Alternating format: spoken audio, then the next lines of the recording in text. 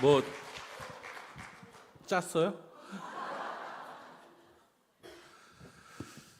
동강교회 우리 교단의 중심이 되는 교회에 이렇게 와서 말씀 전하게 됨을 감사합니다.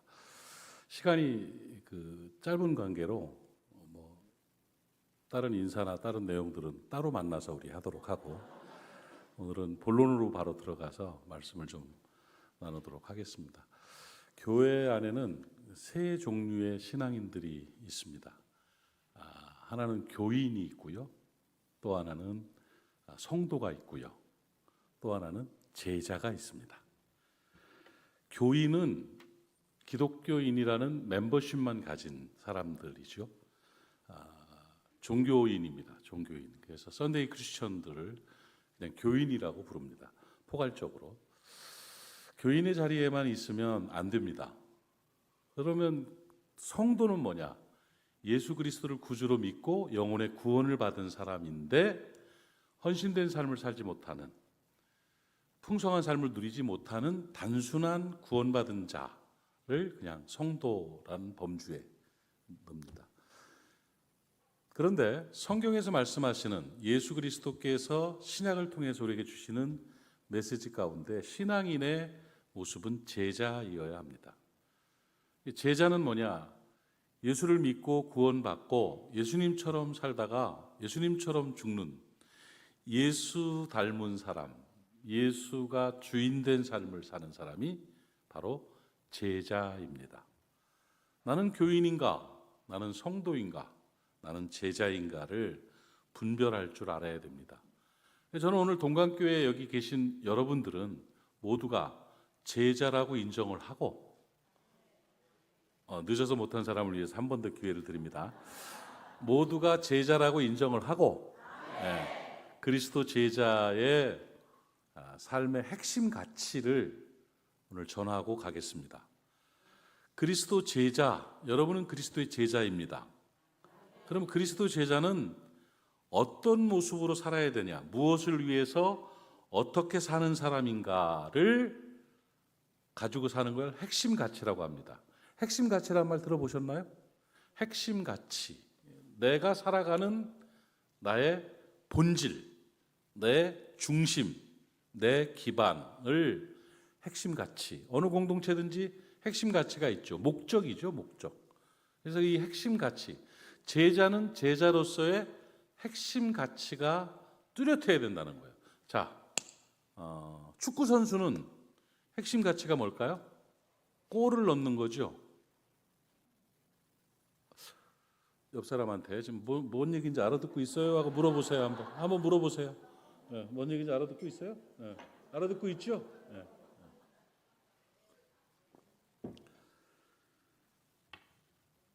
야구 선수는 점수를 내는 게 핵심 가치죠. 군인에게는 군인 정신이 있죠. 제자는 어떤 자세로 살아야 되는가예요. 신앙생활을 하는데 그리스도 제자의 핵심 가치는 뭔가? 저는 우리 교회에서 이걸 부흥회를 제가 하면서 5가지 핵심 가치를 전했습니다. 그런데 오늘 뭘 너네 교회 와서 5가지를 하겠어요? 그래서 오늘 한 가지만 하겠다 이렇게 얘기를 했더니 오면서 제 아내가 그래도 2가지는 하셔야지요 이러더라고. 그래서 시간 봐서 이렇게 얘기를 했는데, 정말 본질을 찾아야 돼요. 여러분, 혼란과 환란의 시기를 우리가 살고 있습니다. 누가 뭐래도 참 어려운 시기예요. 정말 한 치 앞도 모르는 이런 시점을 우리가 살고 있습니다. 풍랑이 일고 있는, 그렇죠? 풍랑이, 파도가 치는, 여러분 풍랑이 일고 파도가 칠 때는 어떻게 해야 돼요? 배에 앉아 있는 사람은 노를 꽉 잡아야 돼요. 또는 배의 키를 꽉 잡아야 돼요. 그렇죠? 이런 풍랑의 시기에 제자들은 핵심 가치를 딱 잡고 살아야 안 흔들려요. 핵심 가치가 뚜렷해야 무너지지 않습니다. 그러면 예수 제자들, 신앙생활하는 사람들에게 하나님이 요구하시는 핵심 가치가 뭐냐? 말씀 잘 들어서 좋아요. 어떤 자세로 살아야 되냐면 하나님이 주인이심을 증명하며 사는 게 제자예요. 하나님이 나의 삶의 주인 되심이 보여져야 제자입니다. 맨날 말로는 하나님이 나의 주인이십니다, 나의 주인이십니다 하면서 지멋대로 해. 그건 주인 아니. 여러분, 당신의 삶의 주인이 하나님입니까? 자기 자신입니까? 그게 증명돼야 돼요. 그렇다고 치는 게 아니라 정말로 내 인생의 주인은 하나님이십니다. 이게 있어야 그리스도의 제자입니다. 주인됨이라는 단어를 기억하십시오. 하나님의 주인되심이, 주인됨, 하나님이 나의 삶의 주인인 게 보여져야 돼요. 하나님이 나의 삶의 주인이라는 것이 증명되어야 예수 제자고 참된 신앙인이 되는 것입니다. 그런데 이 시대 교회가 왜 타락했습니까? 이 시대에 왜 교회가 무너지고 있습니까? 왜 인자가 올 때 믿음을 보겠느냐 하고 말씀하시고 탄식하십니까? 성도들이, 주의 종들이 하나님이 주인됨을 증명하지 못하고 사는 겁니다. 자기 의에 빠지고 자기 애에 빠져서 내가 주인으로 삽니다. 내 멋대로 판단하고 내 멋대로 결정하고 수틀리면 돌아서고 내가 주인되고 내 이득을 위해서 사는 존재들을 많이 봅니다. 그러면서도 자기가 신앙 좋은 사람이래요. 그러면서도 목사래요. 그러면서도 장로래. 그리고 권사래. 종교인입니다.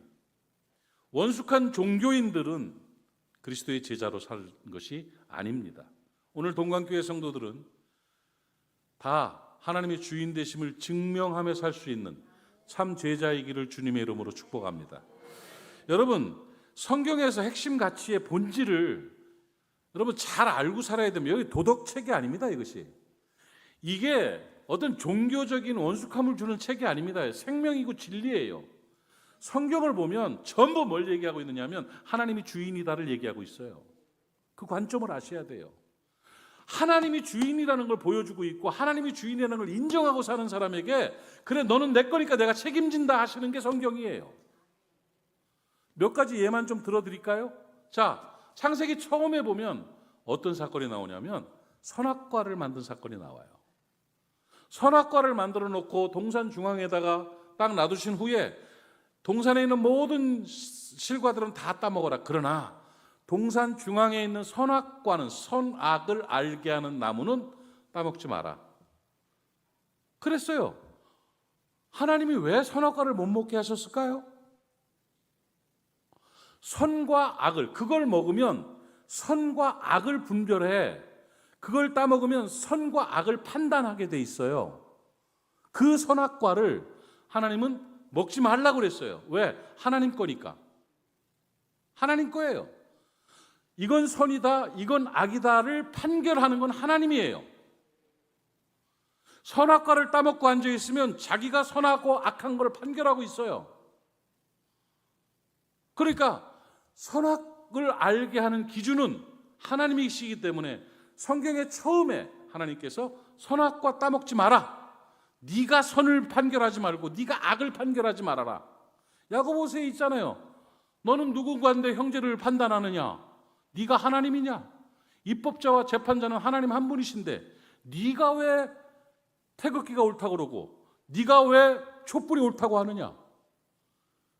네가 왜 태극기는 틀렸다고 그러고 네가 왜 촛불은 틀렸다고 하느냐? 네가 하나님이냐? 선과 악을 판결하는 게 하나님이신데 사람들은 자기가 선악과를 입에 물고 마음대로 판단합니다. 저 권사처럼 살면 안 돼. 저 목사가 문제야. 그러면서 혼란이 오는 겁니다. 아, 내 남편은 못됐어. 그걸 자기가 판단을 해. 아무튼 얘기가 조금 멀리 갔지만 여러분, 선악과를 만들어 놓으신 이유는 뭐냐면 선악과는 하나님 거니까 건들지 말라는 거예요.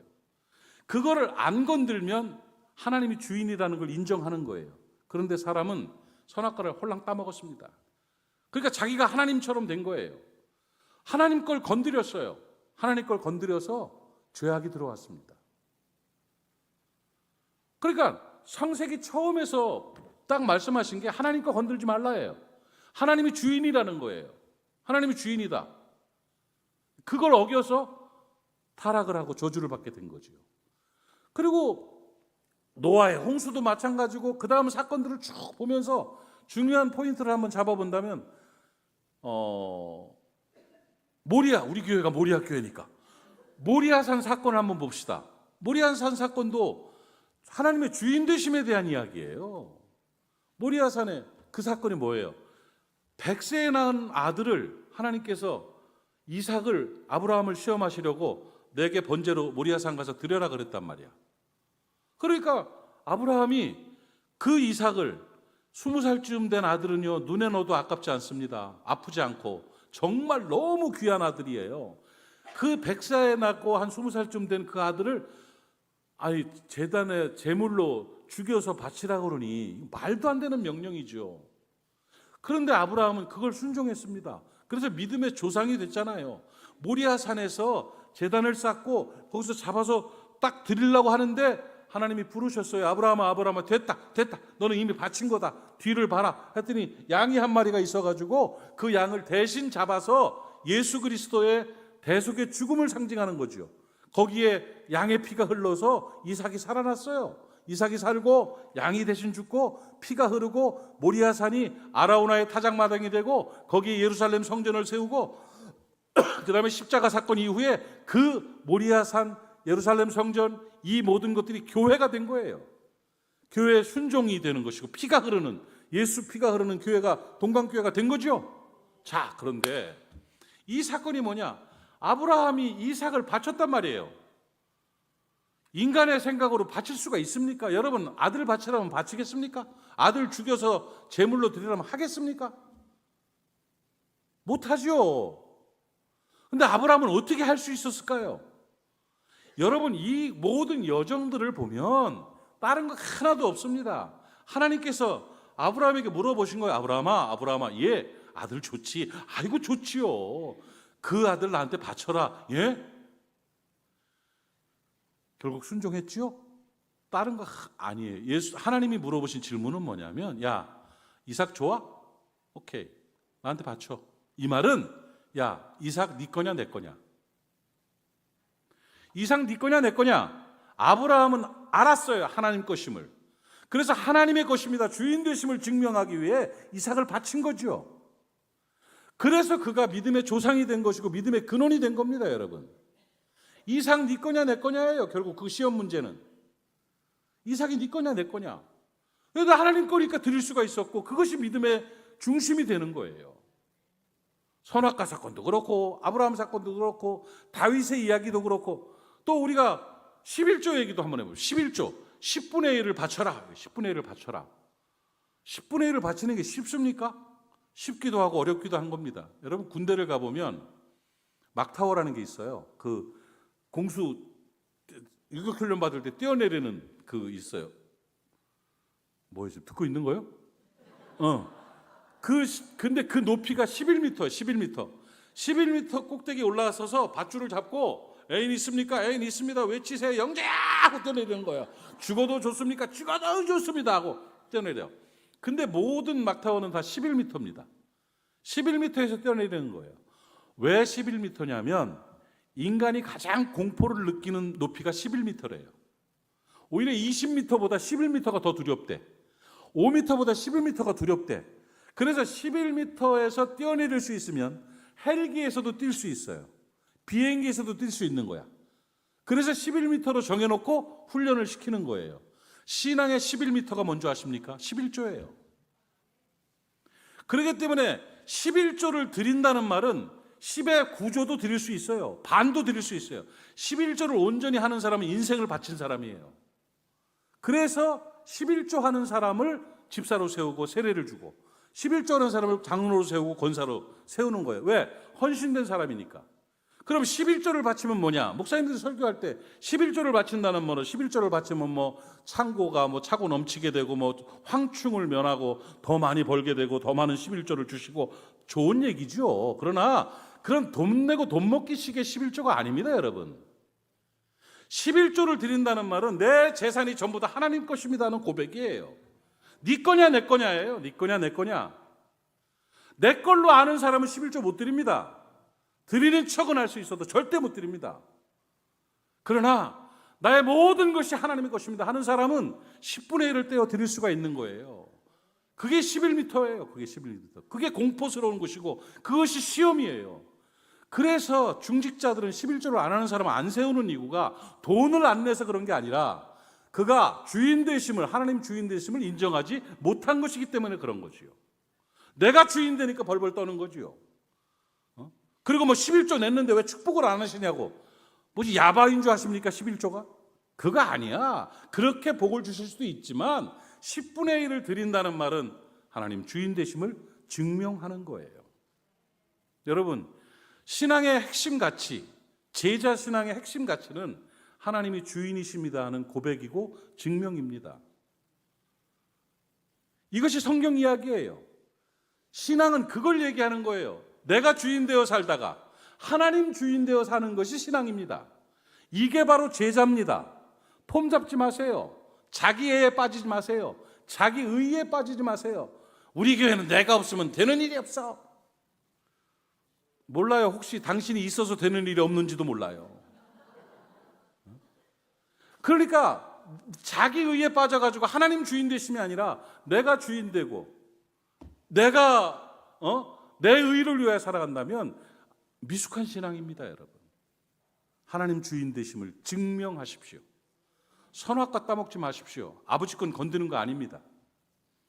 네 거냐 내 거냐 해서 아버지 거이심을 증명하십시오. 고백하십시오. 그래서 제자는 그 핵심 가치가 하나님이 주인이심을 삶으로 증명하고 보여드리는 게 제자예요.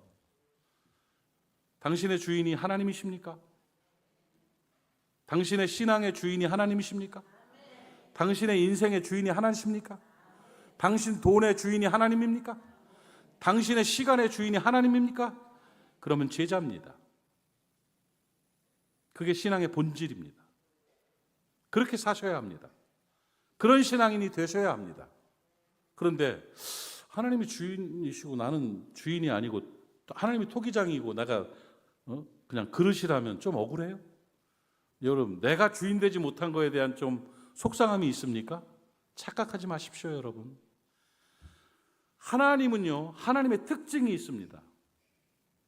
하나님이 온 우주와 온 일과 모든 재물과 모든 사역과 내 인생의 주인이십니다 하고 고백하고 그것을 증명하며 사는 사람을 하나님의 것이라고 말합니다. 하나님이 주인 되면 내가 누구예요? 하나님 거잖아요. 또 못 알아듣는 것 같아. 강 목사님이 하나님이 주인이야. 그죠? 그럼 강 목사님은 누구 거야? 하나님 거예요. 자기가 주인이면 자기 거예요. 손장로님이 하나님이 주인이야. 그러면 손장로님은 누구 거야? 하나님 거지요. 자기가 주인이면 자기 거지요. 비밀을 하나 알려드릴게요. 하나님은 자기 걸 엄청 아끼십니다. 하나님은 자기 거에 대한 책임을 지십니다. 내가 내 것으로 살아가고 있으면 하나님에게서 먼 겁니다. 그러나 내가 하나님의 것이 되면 하나님이 나를 지키시고 나를 도우시고 나를 인도하시고 나에게 모든 것을 걸고 책임져 주시는 겁니다. 그러니까 내가 주인 되어 사는 삶보다 하나님이 주인 되어 사는 제자의 삶이 훨씬 능력이 있습니다.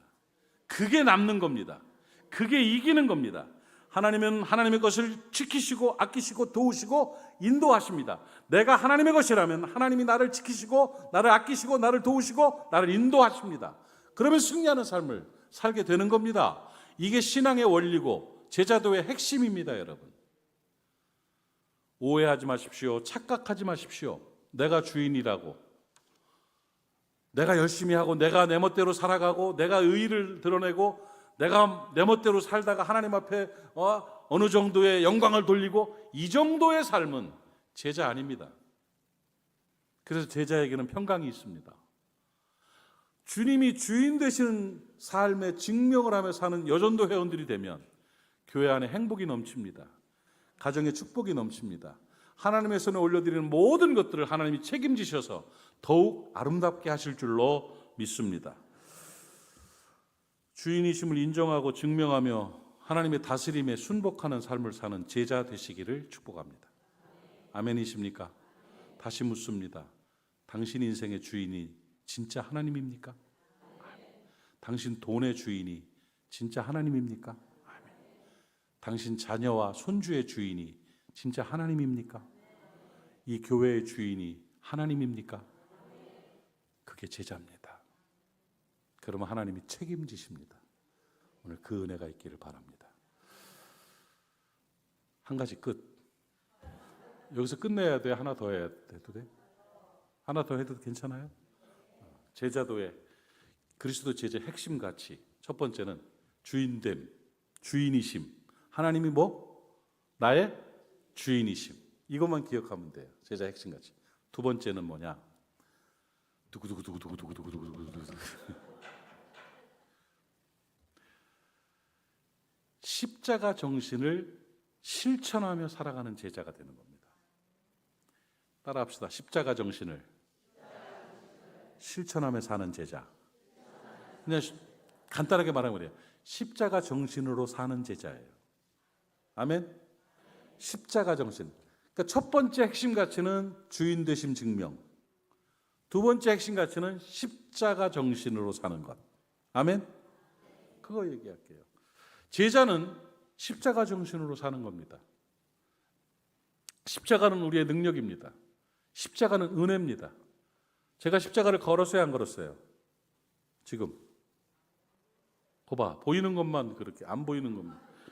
저는 속에 십자가가 있습니다. 여기에 내 속에 십자가를 늘 목에 걸고 있는데, 뭐 겉으로도 달지만 십자가는 생각만 해도 가슴 설레는 거예요. 십자가는 정말 큰 은혜고 감사하죠. 그러면 그리스도의 제자는 뭐 하는 사람이냐? 십자가를 통하여 구원받고 십자가 정신으로 사는 사람이 그리스도 제자입니다. 아멘이십니까? 진짜 아멘입니까?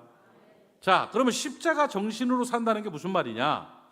그 인사 먼저 하고서 합시다. 십자가 정신으로 삽시다. 시작. 이쪽 사람한테도 시작. 십자가 정신이 뭐냐 이거. 십자가 정신. 하나님이 주인 되심을 증명하며 사는 것, 하나님이 주인이시라고 확증하며 10의 1조를 드리고 헌신하고 다 주의 것임을 고백하고 내가 판단하지 않고 하나님의 뜻에 맡기고 이게 주인 되심을 증명하며 사는데, 또 하나 십자가 정신으로 산다. 십자가 정신이 뭐냐? 하나님이 왜 십자가를 허락하셨는가를 아는 게 십자가 정신이에요. 자, 하나님이 십자가를 아들을 통해 십자가를 지도록 허락하셨죠. 아들 예수는 십자가를 지고 기꺼이 죽으셨죠. 그 십자가, 아들을 내어주신 십자가, 십자가를 지고 죽으신 그리스도. 왜? 하나님이 왜 십자가를 허락하셨나? 그리스도께서 왜 십자가를 지셨나? 그 이유가, 그 목적이 십자가 정신입니다. 왜 지셨어요? 십자가를. 뭐라고? 하나님이 세상을 이처럼 사랑하사 십자가를 주셨으니 이는 저를 믿는 자마다 멸망치 않고 영생을 얻게 하려 하심이니라. 맞아요. 그냥 편하게 말씀드릴게요. 십자가 정신. 왜 하나님이 십자가를 허락하셨습니까? 사람을 사랑해서. 예수님 왜 십자가를 지고 죽으셨습니까? 당신을 사랑하기 때문에. 십자가 정신은 사람 사랑입니다. 왜 왜곡된 종교적 행위를 가지고 여러분 신앙의 만족을 얻으려 하십니까? 기독교의 본질은 십자가입니다. 십자가 정신은 사람을 사랑하는 겁니다. 십자가 정신은 사람 사랑이에요. 십자가 정 하나님이 십자가를 허락하신 이유는 사람을 사랑하기 때문에, 예수가 십자가를 지신 이유는 사람을 사랑하기 때문에. 그러면 제자들이 십자가 정신으로 사는 것은 뭐냐? 하나님처럼, 예수님처럼 사람을 사랑하며 사는 것입니다. 결국 십자가 정신은 사람 사랑입니다. 십자가를 지신 이유, 목적은 사람을 사랑하기 때문입니다. 요한일서 4장 9절 말씀 보면 하나님의 사랑이 우리에게 이렇게 나타난 바 되었으니 하나님이 자기의 독생자를 세상에 보내심은 그로 말미암아 우리를 살리려 하심이니라. 하나님의 사랑은 십자가를 통해서 우리를 살리려 하신 거예요. 결국은 십자가는 사람을 사랑하는 것입니다. 십자가를 지셨다는 얘기는 나를 사랑하신다는 말입니다. 사랑하는 여러분, 십자가 정신으로 살기를 바랍니다. 십자가 정신으로 사는 게 뭡니까? 사람 사랑하며 사는 겁니다. 결국 기독교 정신은 사랑입니다. 십자가 정신은 사랑입니다. 교회는 뭐 하는 곳입니까? 사랑하는 곳입니다. 제자는 뭐 하는 사람입니까? 사랑하는 사람입니다. 그 본질을 잃어버리면 이상한 종교인이 되어버리고 맙니다. 저는 이해할 수 없는 것 중에 하나가 교회 분란입니다. 교회 분란은 악입니다. 하나님이 주인 되지 않고 자기가 주인 되니까 자기가 선악과를 씹어 먹으면서 판단하는 겁니다. 십자가 정신이 없으니까 사람을 사랑하지 못하는 겁니다. 고린도전서에 보면 바울 사도가 교인들을 바라보면서 뭐라고 말씀하셨냐면 그리스도께서 위하여 죽으신 형제라 이렇게 말했습니다. 이야, 감동적이지 않습니까? 저 사람은 그리스도께서 위하여 죽으신 존귀한 분입니다. 형제에게 상처를 주지 마십시오. 형제가 실족하지 않도록 조심하십시오. 왜요? 그는 그리스도께서 위하여 죽으신 형제, 그를 위하여 그리스도께서 죽으실 정도로 존귀한 사람이기 때문에, 그렇기 때문에 그에게 실족하게 하면 안 됩니다. 여러분, 사랑하는 성도들은 모두가 그리스도께서 위하여 죽으신 형제입니다. 그런 존귀함을 가지고 성도를 사랑하며 사는 것이 바로 십자가 정신으로 사는 겁니다. 제자는 십자가 정신으로 살아가는 사람이 제자입니다. 아멘이십니까? 예수를 믿는다면, 그리스도의 제자라면 십자가 정신으로 살아야 됩니다. 남편 좀 사랑해 주십시오. 아내를 사랑하십시오. 자녀들을, 부모를 사랑하십시오. 교회는 사랑 훈련하는 곳입니다. 일 잘하지 못해도 괜찮습니다. 대표기도 한 번을 못하고 평생 신앙생활을 마친다 할지라도 마음속에 십자가 정신이 있다면, 사람의 영혼을 사랑하고 그 사람을 인정하고 이해하고 사랑하는 마음으로 산다면 그는 좋은 제자입니다. 그러나 방언을 몇 시간씩 하고 아무리 들들거리고 교회 일을 전부 다 들었다 놨다 하는 것처럼 살아도 사랑 없이 하는 것은 다 가짜입니다. 고린도전서 13장에서 사랑이 없으면 아무것도 아니요 소리나는 구리와 울리는 꽹과리가 된다 말씀하셨습니다. 기독교 정신, 십자가 정신은 사랑입니다. 사랑 때문에 사는 존재들입니다. 십자가 지신 주님께서 우리를 사랑하시기 때문에 십자가를 지시고 그 정신으로 살아라고 제자들에게 가르쳐주고 계신 것입니다. 사랑하는 여러분, 그러면 사랑하는 게 뭡니까? 별로 어렵지 않아요. 사람을 존중해 주는 게 사랑입니다. 좀 존중해 주십시오. 함부로 대하지 마십시오. 사람을 함부로 대하면 안 됩니다. 사람은 하나님의 형상입니다. 사람은 그리스도께서 위하여 죽으신 형제입니다. 돈이 많고 적음이, 학식이 높고 낮음이, 인물이 잘나고 못난, 가문이 어떠고가 아무 의미가 없습니다. 하나님의 기준은 수준이 아니고 신분입니다. 수준에 따라서 하나님이 평가하시는 게 아닙니다. 신분에 따라서 내 자식이냐 아니냐. 사람에게는 신분적 평가가 있습니다. 그래서 여러분의 액면가는 예수님 짤입니다, 여러분. 그러니까 교회 안에서 돈 좀 있고 힘 좀 있고 뭐 권력 있는 사람이 오면은 막 대우를 하고, 폐지 줍다가 와가지고 손에 떼낀 사람 오면은 자 절로 가라고 함부로 하고, 이게 좋지 않은 일입니다, 여러분. 사람을 존중하며 살 때 사람을 사랑하는 것입니다. 깨달아지십니까? 하나님의 형상인 사람을 존중하시기를 바랍니다. 제가 모리아교회 처음 부임 15년 전에 했습니다. 꽤 됐죠? 15년 전에 미국에서 딱 돌아와가지고는 저는 교회 상황을 전혀 모르고 왔어요. 전혀 모르고 그냥 부임한 거예요. 왜? 다음 세대 사역을 조금 더 하려고.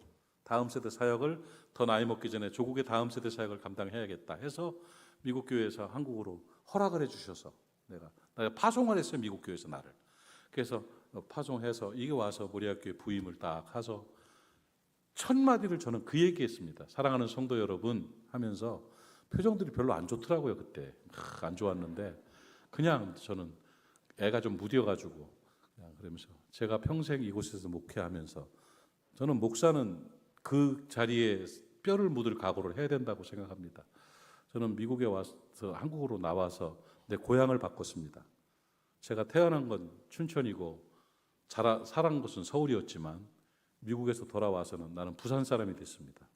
왜냐하면 목사는 사역하는 곳이 고향입니다. 그래서 저는 롯데 자이언트를 응원합니다. 청주에서 태어났지만 한화하고 롯데하고 경기를 해도 난 롯데 응원합니다. 왜냐하면 나는 부산 사람이니까. 그런데 나는 우리 교회에 선포했습니다. 나는 모리아교회 내가 한 10년 전에 선포를 했어요. 난 모리아교회 원로 목사 할 겁니다. 정말이에요. 그렇게 얘기했어요. 부산 목사는 서울에서 오라면 쪼르르 가나? 쪽팔리잖아. 나 그거 안 한다고 그랬어요. 내가 강 목사님한테 그 얘기 해줬어요. 큰 교회에서 오라면 쪼르르 가나? 무슨 사업하는 것도 아니고. 그거 아닙니다. 여기서 뼈 묻겠다. 그래 얘기를 하고 롯데를 응원합니다. 롯데 화이팅! 왜? 여기 내 고향이니까. 그 마음을 가지고 성도들에게 나 딱 한 가지 약속했습니다. 뭐 했는 줄 알아요? 사랑하는 성도 여러분, 저는 목사로서 하고 여러분을 한 사람 한 사람 아껴드리겠습니다. 한마디 했어요. 나는 우리 교인들을 아낍니다. 진짜 아까워요. 나는 우리 권사님이 밥 살 때 비싼 거 사면 아까워. 속상해. 진짜야. 내 돈 쓰는 건 편한데 그렇게 쓰는 건 좀 아닌 것 같아. 내가 숙기도 없고 별로 이렇게 활동적인 이런 친교를 잘 못하지만 우리 가족으로 사는 거예요. 가족으로 살면서 교회 나 목회를 잘 못해요. 나 진짜 놀라운 일이죠. 내가 부임하고 교인이 줄었어요. 할렐루야. 뭐 어때? 줄 수도 있고 늘 수도 있는 거지. 우리 교인들이 돌아가신 분이 100명이 넘어요. 15년 동안. 그 천국 모리아 교회는 부흥하고 있고 우리 교회는 그런데 아무 문제가 없어요. 행복해요. 그냥 우리 가족이에요. 아끼니까. 아껴드리겠다니까. 수준이 아니잖아요. 우리가 남인가? 가족인데. 서로 아끼는 동광교회 되시기를 바랍니다. 존중하는 동광의 성도들 되시기를 바랍니다. 하나님처럼 수준으로 대하지 말고 신분으로 대하시기를 바랍니다. 그러면 복되게 되는 거예요. 그래서 사랑한다는 것은 아껴주는 거예요. 존중해 주는 거예요. 사랑할래요? 십자가 정신으로 살래요? 좋아요. 그 다음에 또 한 가지는 뭐냐? 도와주는 거예요. 유익을 줄 수 있도록. 맨 피해만 끼치지 말고 맨 속상하게 하지 말고 좀 도움이 되는 사람이 되십시오.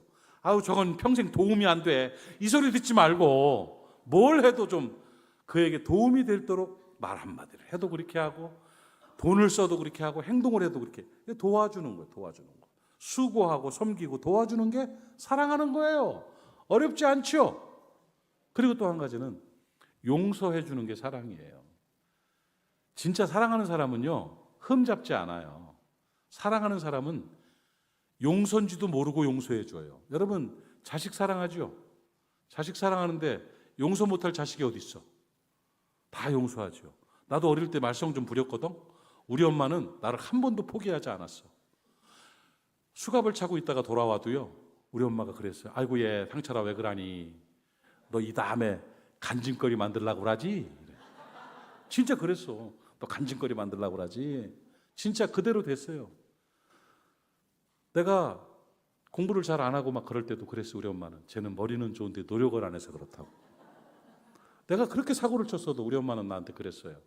제가 애는 좋은데 친구를 잘못 새겨서 그렇다고. 내 친구들이 나 때문에 망했는데 그렇게 끝까지 용서하고 끝까지 책임졌어요.